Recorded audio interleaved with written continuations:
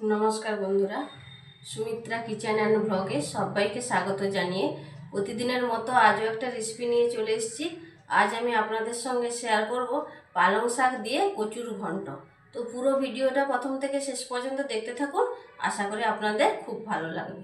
তো চলুন এবার রেসিপিটা শুরু করি।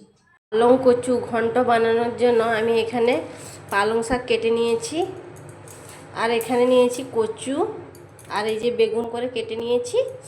কড়াইতে দিয়ে দিয়েছি তেলটা গরম হয়ে গিয়েছে। এখন দেব তেলের মধ্যে 3টে শুকনো লঙ্কা।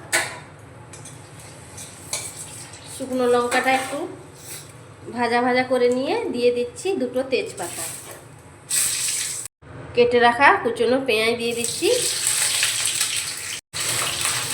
পেঁয়াজটাকে একটু ভাজা ভাজা করে নেব। পেঁয়াজটা এমন ভাজা ভাজা করে নিয়েছি।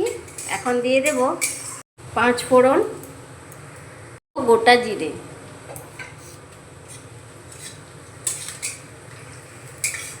কচু আর বেগুনটা দিয়ে দিচ্ছি। ভালোভাবে নেড়ে নেব। 1 চামচ লবণ দিয়ে দিচ্ছি। 1 চামচ হলুদ গুঁড়ো। বন্ধুরা, আমাকে একটু সাপোর্ট করুন, আমার পাশে থাকুন, আমাকে ভালোবাসা দিয়ে চ্যানেলটিকে এগিয়ে নিয়ে যেতে সাহায্য করুন, যাতে আমি নিত্য নতুন রেসিপি আপনাদের সামনে তুলে ধরতে পারি এবং চ্যানেলটিকে এগিয়ে নিয়ে যেতে পারি।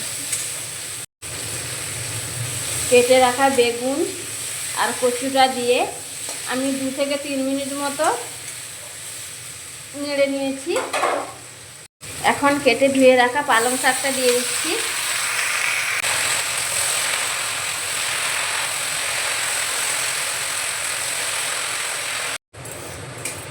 পালং শাক দিয়ে নাড়তে নাড়তে দেখুন কত জল বেরিয়ে গেছে পালং শাক থেকে।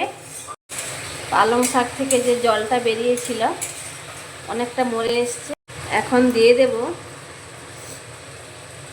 1 চামচ ধনে গুঁড়ো, আর দেব 1 চামচ মতো কাশ্মীরি লঙ্কার গুঁড়ো।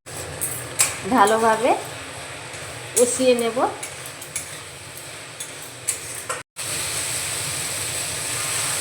বাকি যেটুকু জল ছিল সেটাও মরে গেছে এবং ভালোভাবে আমার কষানো হয়ে গেছে। এখন আমি পরিমাণ মতো জল দিয়ে দেব।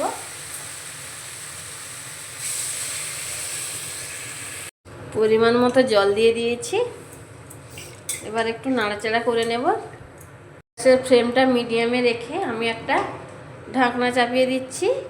10 মিনিট রেখে দেব, এতে কচুটা ভালোভাবে সেদ্ধ হয়ে যাবে। 10 মিনিট হয়ে গেছে। এখন আমি ঢাকনাটা খুলে নেব। কচুটা সেদ্ধ হয়েছে কিনা চেক করে নেব। এই যে কচু ভালোভাবে সেদ্ধ হয়ে গেছে।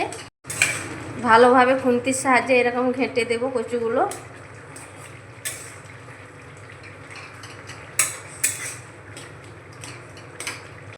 আজকের রেসিপি যদি ভালো লাগে লাইক, কমেন্ট, শেয়ার, সাবস্ক্রাইব করে আমার পাশে থাকবেন। অবশ্যই রেসিপিটা বাড়িতে একবার ট্রাই করবেন। কেমন লাগলো আমাকে কমেন্ট বক্সে জানাবেন। পালং শাক দিয়ে কচুর ঘন্ট আমার রেডি হয়ে গেছে। আমি নামিয়ে নেব। আমি একটা পাত্রের মধ্যে ঢেলে নিয়েছি। দেখুন কত সুন্দর হয়েছে। গরম ভাতে খেতে খুবই ভালো লাগে। রেসিপিটা একবার আপনারা বাড়িতে ট্রাই করবেন। আবার অন্য কোনো দিন অন্য কোনো রেসিপি নিয়ে হাজির হব। সবাই সুস্থ থাকুন, ভালো থাকুন।